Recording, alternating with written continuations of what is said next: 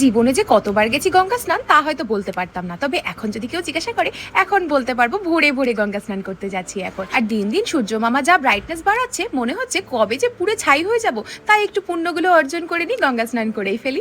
তাই সূর্য মামাকে একটুখানি উপেক্ষা করে চলে গিয়েছিলাম গঙ্গা স্নানে।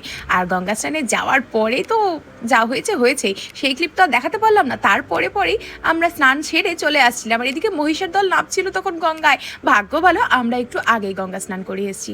এইখানে স্কুলটার নামটা আমার ভীষণ পছন্দ হয়েছিল, তাই জন্য তোমাদেরকে ভিডিওতে দেখালাম। বাড়ি ফিরে এসে বসলাম পুজোতে, আর পুজো করে নিয়ে বসলাম পেট পুজোতে, কারণ খালি পেটে থাকা তো ভাই আমার পক্ষে পসিবল না। তাই নিয়ে বসেছিলাম এত কিছু, বর্মশাই আর আমি দুজন মিলে খাওয়া শেষ করে দুপুরবেলাতে বসেছিলাম মুভি দেখতে। আর দেখতে দেখতে শাশুড়ি মা এনে ঠান্ডা ঠান্ডা কুলফি। এরপরে কোত্থেকে কি জানি চলে আসলো বিনা বলা কওয়াতেই এক অতিথি, যার নাম হলো ঝড়। সেই ঝড় এসে সবকিছুই লন্ডভন্ড করে দিল।